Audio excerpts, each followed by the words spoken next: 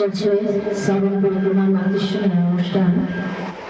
আমাদের যে এক মাস, পুরো শ্রাবণ মাস প্রায় শেষের পথে, আজকে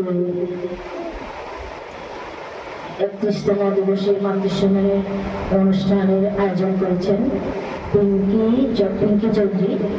তাদের পরিজন পারিপার্শ্বিক প্রতি প্রত্যেকে সর্বাঙ্গীন সুস্থ ইষ্টময় জীবন কামনা করে আমরা পরমপিতা রাতের শ্রীচরণে নামের মাধ্যমে কিছু সময় প্রার্থনা করবেন। বন্দে পুরুষোত্তম।